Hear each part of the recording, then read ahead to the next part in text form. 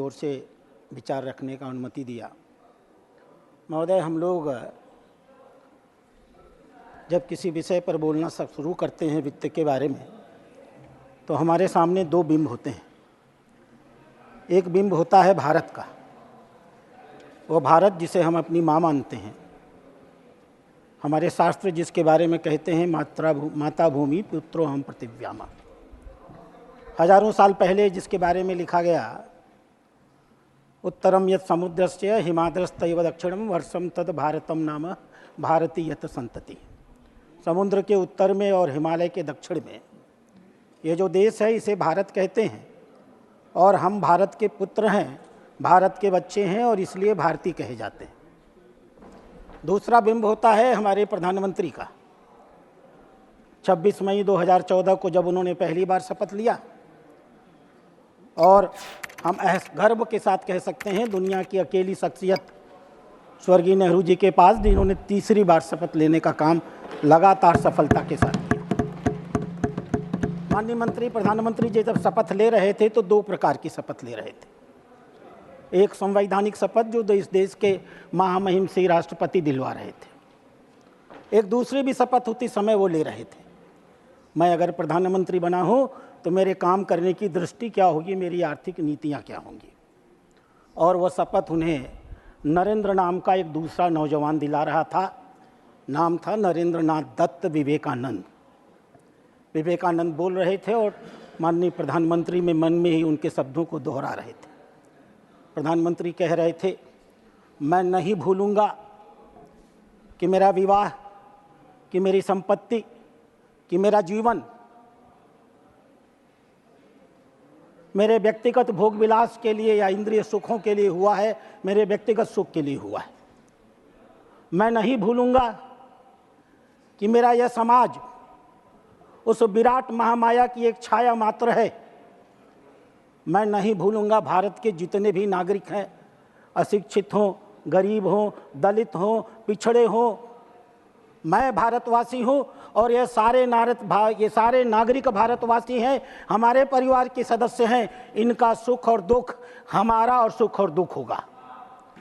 मैं नहीं भूलूंगा इस बात को कि जब तक यह जीवन है, यह धरती हमारे लिए स्वर्ग है और भारत का कल्याण ही हमारा कल्याण है। और इसी सपने को लेकर के मैं गर्व के साथ कह सकता हूँ, जिस यात्रा को माननीय प्रधानमंत्री ने 2014 में शुरू किया, हम गर्व के साथ कहते हैं आज से 2024 तक वो यात्रा उनकी अनवरत जारी है। एक ज़माने में रामधारी सिंह दिनकर ने, आज माननीय वित्त मंत्री जी बात कर रहे थे, आज से 60 साल पहले लिखा था देश की आर्थिक व्यवस्था के बारे में। कुछ समझ नहीं पड़ता रहस्य क्या है, जाने भारत में बहती कौन हवा है। धरती के सब पेड़ दीन दुर्बल है, गमलों के ही पेड़ सुदम्य सुदल है। जब तक है यह वह सम्य समाज सड़ेगा, किस तरह एक होकर यह देश लड़ेगा। सबसे पहले यह दुरित मूल काटोरे, समतल पीटों खाइया खड्ग पाटोरे, बहुपाद बटों की सिरा शोर छाटोरे, जो मिले अमृत सबको समान बाटोरे। माननीय पूर्व वित्त मंत्री भारत का भाषण दे रहे थे, वर्तमान की नीतियों के बारे में बता रहे थे। 1960 में रामधारी सिंह दिनकर भारत की स्थिति के बारे में बखान कर रहे थे और ऐसा लग रहा था वर्तमान से कोई इनका संबंध ही नहीं हो। 65 साल इन्होंने राज किया है। 65 सालों के रहते हुए रामधारी सिंह दिनकर की इस पीड़ा को किंचित मात्र भी इन्होंने अगर बदला होता तो शायद ये बातें इन्हें आज दोहराने की जरूरत नहीं पड़ी होती। और इसीलिए माननीय प्रधानमंत्री जब सत्ता पर आए तो उनकी प्राथमिकता थी, देश का गरीब हमारी प्राथमिकता होगी, देश का नौजवान हमारी प्राथमिकता होगी, देश की बहनें हमारी प्राथमिकता होगी, देश का किसान हमारी प्राथमिकता होगी। और हम सब गर्व के साथ कह सकते हैं जितनी नीतियां उन्होंने बनाई, हम नाम पर नाम ले सकते हैं, उनकी उपलब्धियों को गिना सकते हैं। पहली बार जब वो जनधन योजना लेकर के आए थे, आप तो नहीं ला पाए 65 सालों में, आप तो इस बात की चिंता नहीं कर पाए कि इस देश में 53% ऐसे लोग हैं जिन्होंने बैंक का मुंह तक नहीं देखा था। आभारी होना चाहिए इस देश को हमारे प्रधानमंत्री का, जिन्होंने इस बात को तय किया कि भारत का एक भी नागरिक जिसके पास एक पैसा नहीं होगा हम उसे बैंक तक पहुंचाएंगे। बिना ब्याज के पहुंचाएंगे, जीरो बैलेंस पर अकाउंट खोलेंगे, उसके अकाउंट में 5,000 रुपया डालेंगे, उसे बचत करने की कला सिखाएंगे, उस देश के विकास में उसकी हिस्सेदारी करेंगे। पीछे बैठकर 65 सालों में चंद्रशेखर आपने अपने देश की नागरिकों को मजबूर किया, बहनों को गांवों के अंधेरे में शौचालय में जाने के लिए, अपनी इज्जत को बचाने के लिए, विभिन्न प्रकार की समस्याओं का सामना करने के लिए आप इस मंच पर खड़े होकर आज भाषण देते हो। महिलाओं की जो बेइज्जती आपने 65 साल में इस देश में की है, भारत सन के साथ डूबेगा। आपको एहसान होना चाहिए माननीय प्रधानमंत्री का, जिन्होंने इस देश में स्वच्छ भारत योजना प्रारंभ की। और आज हम गर्व के साथ कह सकते हैं, भारत का कोई भी महिला, भारत की कोई भी बच्चा, कोई भी बूढ़ा आज अपने घर से निकल करके रात के अंधेरे में सड़कों पर जाने के लिए, शौचालय के लिए बाध्य नहीं हो सकता। आपको शर्म आनी चाहिए। 65 साल आप सत्ता में रहे, 3,70,00,000 सिर्फ ऐसे घर थे जिनके घर आप पीने का पानी पहुंचा सके। शेष आप बात करते हैं आधे लोगों की, आप 140 करोड़ की जनसंख्या बताते हैं, 140 में 3,70,00,000 घरों को आपने पीने का पानी पहुंचाया था। आपको आभारी होना चाहिए हमारे प्रधानमंत्री का, जिन्होंने शुरू किया जल जीवन मिशन, जिनके नेतृत्व में आज हम गर्व के साथ कह सकते हैं 14 करोड़ घरों में हमने पीने का पानी पहुंचाने का काम किया है। आपको शर्म नहीं आती? इस देश की 90% जनसंख्या इलाज नहीं करा पाती थी, चिकित्सा तक उसकी पहुंच नहीं होती थी, इलाज कराने में वो गरीबी रेखा के नीचे चली जाती थी, उसके घर बिक जाते थे, उसकी जमीनें बिक जाती थी। आप उसकी चिंता नहीं करते थे।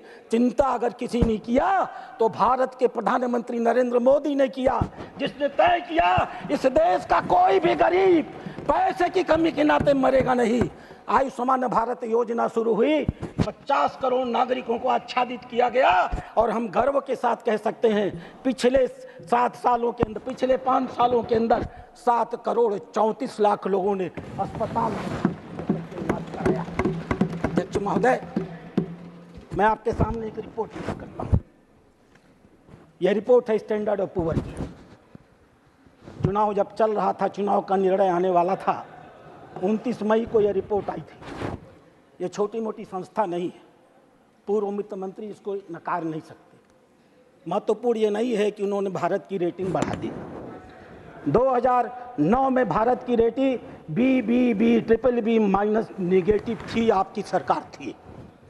2012 में भारत की रेटिंग BBB माइनस नेगेटिव थी, आपकी सरकार थी।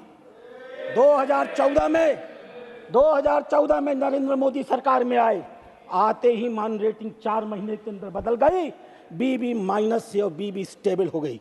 और हम गर्व के साथ कह सकते हैं 29 मई 2024 को घोषणा किया स्टैंडर्ड पुअर ने, और भारत की रेटिंग BB माइनस स्टेबल से बदल करके BB माइनस पॉजिटिव कर दिया।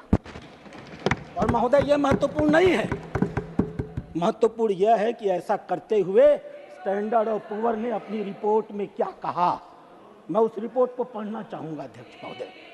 उन्होंने लिखा कि भारत को मजबूत आर्थिक विकास ने भारत की ऋण ग्राह्यता पर सकारात्मक प्रभाव डाला है। इस सुदृढ़ आर्थिक ढांचे का आने वाले 2-3 सालों में विकास की गति पर बहुत प्रभावी असर पड़ने वाला है। उन्होंने लिखा, सरकार ने अपने खर्चे के स्वरूप और उसके वितरण को पूरी तरह से बदल दिया है और बढ़ता हुआ हिस्सा अवस्थापना विकास पर खर्च किया जा रहा है। आने वाले समय में यह भारत की जड़ता को समाप्त कर देगा और भारत को विकास की बहुत ऊंचाइयों पर लेकर के जाएगा। उन्होंने लिखा, लगातार नीतिगत स्थायित्व से, गहराते हुए आर्थिक सुधारों से और उच्च दर के अवस्थापना सुविधाओं के निवेश से भारत लंबे समय तक विकास की संभावनाओं को बनाते रहेगा। भारत की अर्थव्यवस्था, पहला तमाचा जो आपके ऊपर है, जो आरोप हम लोगों के ऊपर आप लगाते हैं, उस कंपनी ने लिखा, भारत की अर्थव्यवस्था ने कोविड की आपदा के बाद बहुत प्रभावशाली ढंग से वापसी की है। पिछले 3 सालों में भारत के वास्तविक आर्थिक विकास की दर और सकल घरेलू उत्पादन का क्षेत्र में सर्वाधिक 8.1% की औसत से वृद्धि हुआ है। भारत एशिया पैसिफिक क्षेत्र में सीट पर बैठकर बात न करें, सर्वाधिक विकासशील है। अपनी सीटों पर जाएं प्लीज। आने वाले 3 सालों में यह विकास की दिशा और गति बनी रहेगी भारत 7% के दर से विकास Please move करता to your रहेगा। seats, please. और भारत के I request सकल और बैठकर बात ना करें। उत्पादन Please. और ऋण के अनुपात में Please go to इसका your seat. प्रभावी प्रभाव प्रियंका जी, पड़ेगा। go to your seat. अध्यक्ष महोदय, Go to your seat. दूसरा Please. Tamasha No, go move to दूसरा your seat. तमाचा इनकी गाल पर मारा है स्टैंडर्ड और पुअर ने, और लिखा, यह उनके शब्द हैं, वर्ष 2024-25 में मोदी सरकार ने अवस्थापना के विकास में 11,11,000 करोड़ रुपए खर्च किए हैं, अर्थात जीडीपी का 3.4%। और अगला वाक्य जो उन्होंने लिखा, हम नहीं कह रहे, भारतीय जनता पार्टी के लोग नहीं कह रहे, हमारे अर्थशास्त्री नहीं कह रहे, स्टैंडर्ड और पुअर ने लिखा, आज से 10 साल पहले, किसकी सरकार थी ध्यान दीजिएगा, आज से 10 साल पहले खर्च से यह 4.5 गुना अधिक है, और भारत इमर्जिंग और डेवलपिंग इकोनॉमी का बेस्ट परफॉर्मिंग स्टेट है। अगली टिप्पणी क्या थी उनकी, आप ईपीएफओ को नहीं मानते, आपको एक निजी संस्था सीएमआई की रिपोर्ट समझ में आती है। आश्चर्य होता है, आप भारत के आईबीआई को वित्त मंत्री रहे हैं 60 साल, यहाँ बैठ करके इन्होंने शासन किया होगा, आरबीआई को नकारते हैं, उसी आरबीआई के सहारे ये वित्त मंत्री बने रहे होंगे। आज इतनी अनैतिकता है कि उसी आरबीआई के आधार पर इन्होंने ही गवर्नर बनाए होंगे, आज उसी आरबीआई की रिपोर्ट को चुनौती दे रहे हैं।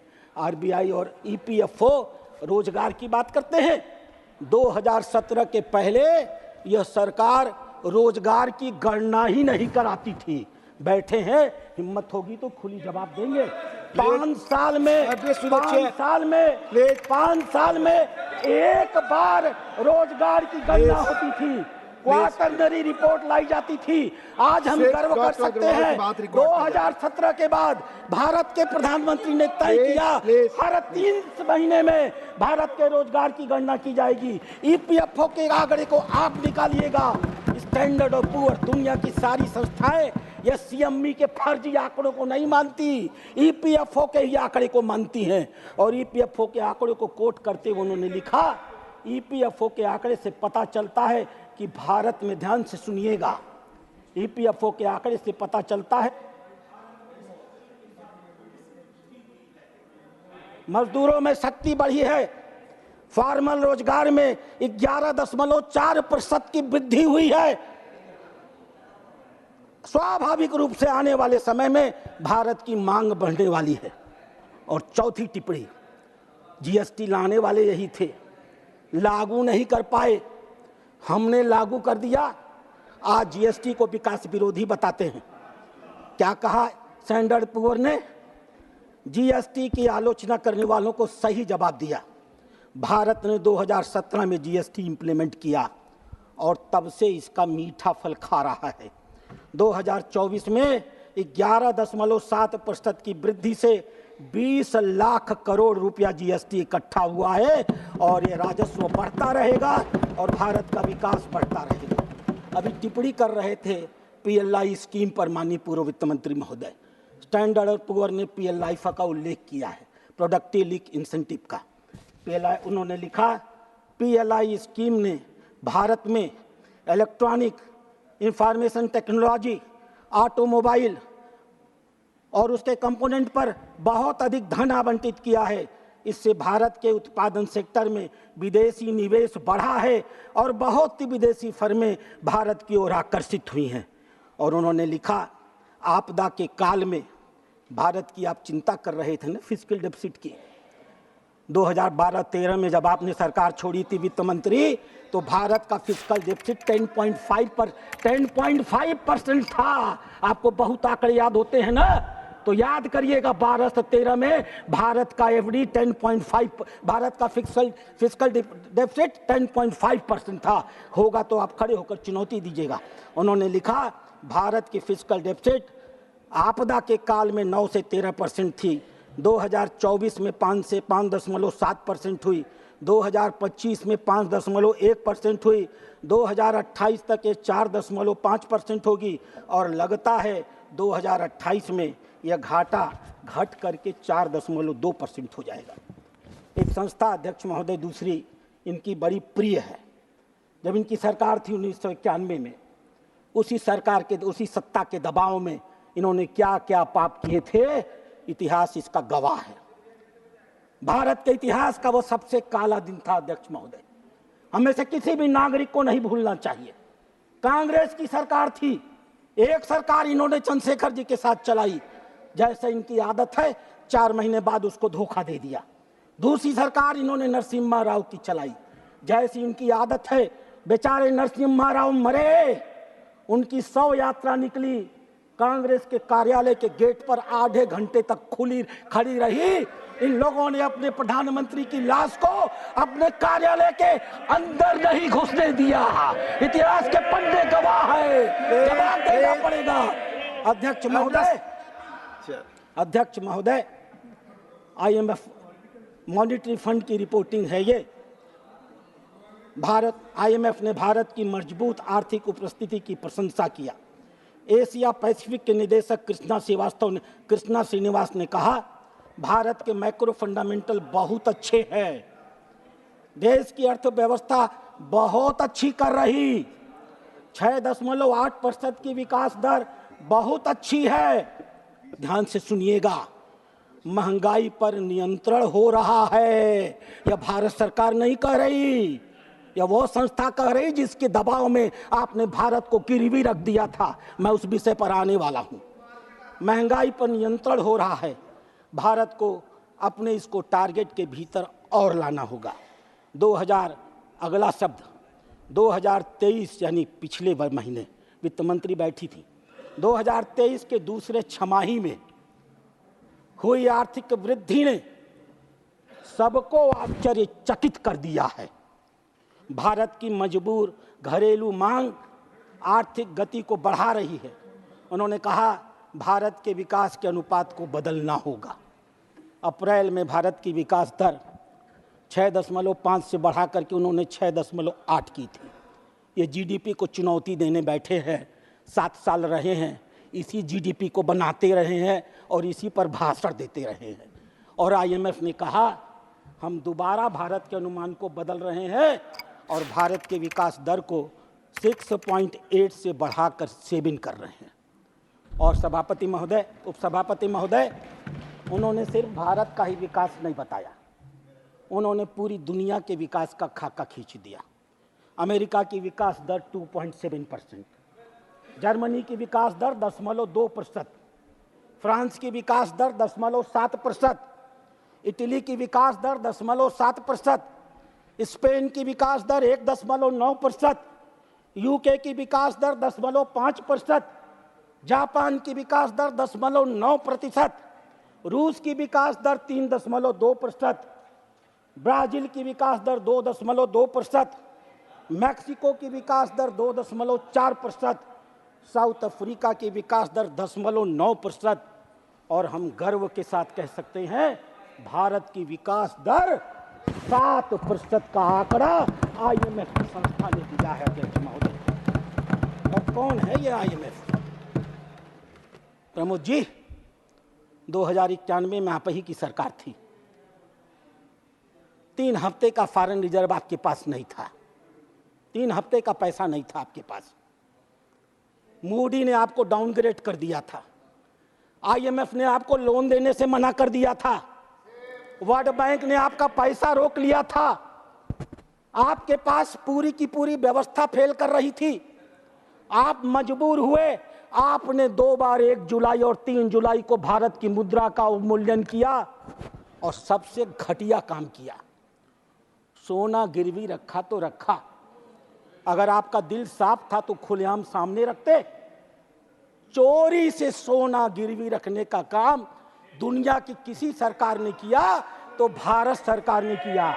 और भारत का 67 टन सोना इन लोगों ने 2 बार, एक बार 20 टन सोना, एक बार 43 टन सोना। मेरे को कोई असर नहीं पड़ता, बैठो नहीं चिल्लाते रह जाओगे। एक बार 20 टन सोना और एक बार 67 किलो सोना इन लोगों ने गिरवी रखा, रात के अंधेरे में रखा। हुआ क्या अध्यक्ष महोदय, एक बहुत नामी पत्रकार हैं शंकर अय्यर, वो बेचारे एयरपोर्ट गए थे किसी काम से, उन्होंने देखा कि एक ट्रक का पहिया फट गया फट गया तो वो देखने पहुंचे, पता चला कि उसके अंदर सोना भरा हुआ है। और तब जाकर के दूसरे दिन खबर छपी कि भारत ने अपने 142 करोड़ नागरिक जिनकी चर्चा कर रहे हैं ना, उनसे छिपा करके भारत का सोना गिरवी रख दिया। और हम गर्व के साथ कह सकते हैं हमारे पास एक प्रधानमंत्री है, चुनाव की गहमा गहमी में छिप गया। 31 मई 2024 को हमारे मोदी जी के नेतृत्व में इस देश ने अपना 100 किलो टन सोना भारत में वापस मंगवाया है और भारत के खजानों में रखा गया है। अध्यक्ष महोदय, ये चर्चा कर रहे थे आर्थिक आंकड़ों की। मैं भी इन्हें कुछ आंकड़े बता देना चाहता हूं। इन्होंने चर्चा किया ऋण के ऊपर। आज भारत का ऋण जीडीपी का 85% है, मानता हूं मैं। पूरी दुनिया के क्या आंकड़े हैं? अमेरिका का ऋण 129% का जीडीपी का है, जापान का ऋण 264% का है, इटली का ऋण 142% ऑफ जीडीपी है, फ्रांस का ऋण 112% ऑफ जीडीपी है, यूके का ऋण 97% ऑफ जीडीपी है, भारत का ऋण 85% ऑफ जीडीपी है। पूरी दुनिया में भारत ने विकास भी सर्वाधिक गति से किया है और भारत की ऋणग्रस्तता भी पूरी दुनिया में उसके सकल घरेलू उत्पादन के मुकाबले सबसे कम है। और ये विकास हमने तब किया है अध्यक्ष महोदय, जब हम इस देश के नागरिकों से सबसे कम टैक्स लेते हैं। आप बात कर रहे थे इनकम टैक्स की। हम गर्व के साथ कह सकते हैं भारत अकेला ऐसा देश है, पूरी दुनिया का अकेला देश है, जो पूरी दुनिया में अपने नागरिकों से सबसे कम का टैक्स लेने का काम करता है। ब्रिटेन अपने नागरिकों से 33% टैक्स लेता है, नॉर्वे 31% टैक्स लेता है, ऑस्ट्रेलिया 30% टैक्स लेता है, स्विट्जरलैंड 27.5% टैक्स लेता है, इजराइल 24% टैक्स लेता है, यूरोपियन यूनियन 26% टैक्स लेता है, जर्मनी 22% टैक्स लेती है, स्वीडन 21% टैक्स लेता है, अमेरिका 16.5% टैक्स लेता है। और हमने जो पूरी दुनिया में यह ऐतिहासिक विकास की गति पाई है वह सिर्फ 7.6% ऑफ जीडीपी का टैक्स सिर्फ और सिर्फ इसी टैक्स के आधार पर का ही। और अध्यक्ष महोदय, ये अभी रुकिए, बैठिए सर। ये आरबीआई की रिपोर्ट, ये आरबीआई की मंत्री आरबीआई की अधूरी रिपोर्ट पेश कर रहे थे। आपस में बात नहीं, मैं पूरी रिपोर्ट पेश कर देता हूं अध्यक्ष महोदय, सभापति महोदय। 2011 में भारत के नागरिकों का नेटवर्थ जीडीपी का 85.7% था। आंकड़े हैं, आपने कोट किया है, पढ़िएगा पूरी तरह। मार्च 2014 में 3 साल के कार्यकाल में यह 85.7% से घट करके 78.5% आ गया। 3 साल के अंदर आपने देश के नागरिकों की 7% पूंजी लूट लिया। और हम गर्व के साथ कह सकते हैं मार्च 2014 में मोदी जी की सरकार आई और हमारा नेट फैमिली वर्थ 78.5% से बढ़कर के 97.2% हो गया। अर्थात कुल मिलाकर के हमने 19% अतिरिक्त पूंजी इस देश के नागरिकों के जेब में पहुंचाने का काम किया। 2014 में इनकी सरकार थी, प्रति व्यक्ति आय 86,000 थी, 86,000। आपके आंकड़े हैं महाशय, 50% नागरिक, 70% नागरिक। उस समय आंकड़ा देते थे तो आपको 50% और 70% नहीं दिखता था। उस समय आपको औसत दिखता था। 86,000 का आपने आय देकर छोड़ा था। आज भारत की प्रति व्यक्ति की आय कितनी है? कहां आपने 86,000 पर छोड़ा था। और हम गर्व के साथ कह सकते हैं आज भारत का आम नागरिक 2,12,000 रुपया कमाता है। 2,12,000 रुपए इस देश के प्रति व्यक्ति की आय है। और ये बात कर रहे थे गरीबों की, यह बात कर रहे थे देश की आर्थिक व्यवस्था की, यह बात कर रहे थे कि लोगों के पास धन नहीं है इस बात का कि वो बेचारे खर्च कर सकें।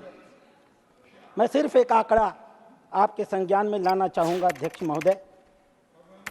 आरबीआई को माने या न माने, सरकार तो वो उसी से चलाते थे।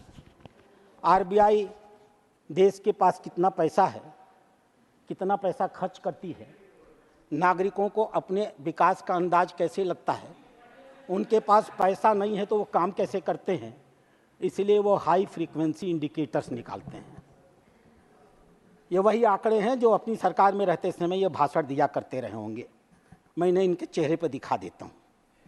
ग्रामीण एरिया में टू व्हीलर्स का सेल 21.3% बढ़ गया। कैसे बढ़ गया? बिना पैसे के। थ्री व्हीलर्स का सेल 12.3% बढ़ गया। आपने जेब में पैसा डाला था। ट्रैक्टर का सेल 3.7% बढ़ गया। आदमी के पास पैसा नहीं था तो वो ट्रैक्टर खरीद रहा था। टोल कलेक्शन 37.5% बढ़ा है पिछले एक साल में। 37.5%। ये गाड़ियां बिना पेट्रोल के चलती हैं, बिना डीजल के चलती हैं क्या? बिना आवश्यक के। आप बताते हैं कि हमने 5 लाख कितना किलोमीटर बताया आपने? 500,000 in 1 month। By God, he only can move, nobody else can move, nobody else can move, he only can move. मैं तो आश्चर्यचकित हूँ। अध्यक्ष महोदय, टोल कलेक्शन 37% बढ़ गया। पैसेंजर व्हीकल का सेल 4.9% बढ़ गया। डोमेस्टिक एयर ट्रैफिक 6.6% बढ़ गई। डोमेस्टिक एयर कार्गो ट्रैफिक 6.7% बढ़ गई। इंटरनेशनल पैसेंजर्स 13.2% बढ़ गए। रेलवे फ्लाइट ट्रैफिक 10.1% बढ़ गई। होटल ऑक्यूपेंसी 60% बढ़ गई। सीमेंट का प्रोडक्शन 10.6% बढ़ गया। मकान नहीं बन रहे थे, निर्माण नहीं हो रहा था, तो सीमेंट क्या कर रहे थे महाराज? कभी तो इन आंकड़ों को देखने की कोशिश करिए। स्टील का प्रोडक्शन 19.1% बढ़ गया। ऑटोमोबाइल का सेल 18.2% बढ़ गया। कमर्शियल व्हीकल का सेल 3.5% बढ़ गया। जीएसटी का ई-वे बिल 16.3% बढ़ गया। जीएसटी का कलेक्शन 11.4 बढ़ गया। और अध्यक्ष महोदय, नागरिकों के पास पैसा नहीं था। मकान की खरीद नागरिकों के बीच में 33% बढ़ गई। 33% अधिक लोगों ने इस साल मकान अतिरिक्त खरीदे हैं। ये कहते हैं कि देश में पैसा नहीं है। आप देख नहीं पाते, देखना नहीं चाहते। जॉन्डिस्ड आई हैं आपके। ठीक है, ठीक है। अध्यक्ष महोदय, इनका एक दूसरा आर्थिक आंकड़ा आता है, वो बहुत जरूरी है जानना। उस आंकड़े को कहते हैं परचेजिंग मैनेजर इंडेक्स। इस पारी इन्होंने अपने भाषण में नहीं कहा। पिछली बार जब ये खड़े हुए थे तो परचेजिंग मैनेजर इंडेक्स की बात कर रहे थे। इनका जवाब देते समय मैंने कहा था कि आप झूठ बोल रहे हैं, आपने गलत आंकड़े प्रस्तुत किए हैं। आज मैं सही आंकड़ा प्रस्तुत कर देता हूं। संसदीय अध्यक्ष महोदय, हाँ, सत्य कह लीजिए, भ्रम कह जो चाहे कह लीजिए। अध्यक्ष महोदय, परचेजिंग मैनेजर इंडेक्स मैन्युफैक्चरिंग क्षेत्र में, परचेजिंग मैनेजर इंडेक्स का मतलब होता है कि देश की विकास गति, समझ लीजिए, नहीं तो फिर उल्टा बोलेंगे ये लोग, समझाना भी तो जरूरी है ना। इसका मतलब होता है कि आपके पास 1 मिनट समय है डॉक्टर अग्रवाल, अगर 50 से नीचे है इसका माने देश का विकास कम हो रहा है। अगर 50 से ऊपर है इसका मतलब देश का विकास बढ़ रहा है। माननीय नेता प्रतिपक्ष, 24 घंटा तो आप बोलते हैं, कभी हम लोगों को भी बोलने का मौका दे दीजिए। Purchasing manager index manufacturing, Australia का मूल्य है 47.2, जापान का मूल्य है 50, अमेरिका का मूल्य है 51, चीन का मूल्य है 51, यूके का मूल्य है 50, दुनिया का औसत है 50, और भारत का परचेजिंग मैनेजर इंडेक्स मैन्युफैक्चरिंग के क्षेत्र में 58.3% है। ये किस बात का द्योतक है? अध्यक्ष महोदय, ऐसे ही एक सर्विस के क्षेत्र में मैनेजर इंडेक्स निकाला जाता है। पिछले भाषण में इन्होंने उसको भी कोट आपका किया। समय खत्म हुआ, जो भी बोलेंगे जी पार्टी बैठे हैं, के मेरे टाइम से नेताजी जाएगा। बैठे हैं, जितना समय पार्टी देंगे की मैं आपकी बोल टाइम से दूंगा। जाएगा। आदेश होते मान मैं बैठ जाऊंगा। ये भाजपा का समय है अध्यक्ष सभापति महोदय। एक सर्विस मैन्युफैक्चरिंग इंडेक्स होता है, इस बार इन्होंने नहीं बोला क्योंकि थोड़ा पढ़ लिख लिए होंगे, जान गए होंगे कि पिछली बार झूठ बोल दिया था। मैं उसका आंकड़ा बता देता हूं। कृपया संसदीय शब्द का ही इस्तेमाल करें। रूस का, हाँ, झूठ शब्द हटा दीजिएगा अध्यक्ष उपसभापति महोदय, गरने बोलने के लो में आ गया होगा, मैं उसे वापस लेता हूं। रूस का परचेजिंग मैनेजर इंडेक्स सर्विस क्षेत्र में 47.6, जापान का 49.4, यानी सब 50 से कम। ऑस्ट्रेलिया का, तू जाके बलिया को बिहार के मुख्यमंत्री का बांटा झेला था वो उनके बेईमानन के, लालू यादव के और तेजस्वी के। तोरे जैसा पढ़ल लिखल आदमी केकर गुलामी करा था, समझे नहीं होता। व्यक्तिगत टिप्पणी नहीं जाएगी रिकॉर्ड में, प्लीज। ऑस्ट्रेलिया चेयर को देखकर बोले। ऑस्ट्रेलिया 51%, चीन 51%, यूके 52%, यूएसए 53%। अध्यक्ष महोदय, भारत का सर्विस क्षेत्र का पीएमआई 60.5% है, पूरी दुनिया में अकेला। एक तीसरा आंकड़ा भी है जिसके बारे में पिछली बार ये नहीं बोले थे, कंपोजिट मैनेजर इंडेक्स। जापान 49.7। अब सुन नहीं रहे ये लोग, सुन सब रहे हैं, ना सुनने का नाटक कर रहे हैं, सुन सब रहे हैं। एक एक कान इधर कर लिए, आप अपने समय से अधिक बोल रहे हैं, पार्टी का अधिक समय ले रहे हैं डॉक्टर साहब। 49.7, रूस 49.7, ऑस्ट्रेलिया 50%, यूके 52%, पूरी दुनिया का औसत 53%, और भारत 60.9% का आंकड़ा। अध्यक्ष महोदय कुछ और बातें हैं। आप ऑलरेडी अपनी पार्टी जो तय पार्टी ने समय दिया था उससे आप अधिक बोल चुके हैं। अध्यक्ष महोदय, कॉन्क्लूड। दूसरा आर्थिक आंकड़ा निकलता है जिससे ये निकाला करते थे। इन्हें भी 7 साल वित्त मंत्री रहे हैं, हालांकि ये टुकड़े टुकड़े में रहे हैं ना। हमारी वित्त मंत्री तो लगातार हैं, एक कंटिन्यूटी है। ये बेचारे आते भगा दिए जाते थे, आते थे भगा दिए जाते थे, रह रह करके रहते थे, इसलिए अस्थायी तो नहीं आ पाता था इनका। हमारे वित्त मंत्री का अस्थायी तो है 7 साल का। प्रोफेशनल फोरकास्टर्स का असेसमेंट किया गया है, सारे के सारे आंकड़े तैयार हैं अध्यक्ष महोदय। रियल जीडीपी 6.8, आईएमएफ मांगेगा, स्टैंडर्ड एंड पुअर मानेगी, भारत सरकार मानेगी, वर्ल्ड बैंक मानेगी, भारत के लोग मानेंगे। नहीं मानेंगे तो यही बेचारे नहीं मानेंगे। Real private final consumption expenditure 6%, gross fix capital formation 8.6%, gross value added 6.6%। और अध्यक्ष महोदय, इनके कार्यकाल में सीएडी करंट अकाउंट डेफिसिट 4.5% था। हम गर्व के साथ कह सकते हैं हमारी वित्त मंत्री ने कल बजट प्रस्तुत किया और हमारा सीएडी 4.5% से घट करके 0.7% पर आ गया है।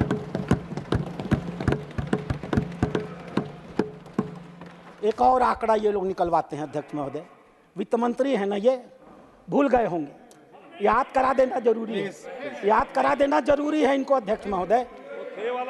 हाँ, अपने जमाने का सब याद रहता था, लंबे लंबे। ये लोग एक्चुअली अध्यक्ष महोदय जब अंग्रेजी में बोलते हैं ना, तो हम अपने उत्तर भारत के लोग थोड़ा दबदब से जाते हैं।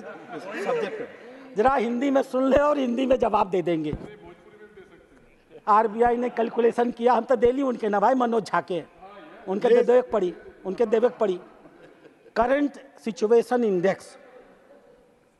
भारत का करंट सिचुएशन इंडेक्स जो रोजगार के आधार पर बनता है, आर्थिक परिस्थितियों के आधार पर बनता है, मूल्य के आधार पर बनता है, आय के आधार पर बनता है, और नागरिक के खर्च करने की क्षमता के आधार पर बनता है। 100 के मुकाबले इसका मूल्य है 97.1%।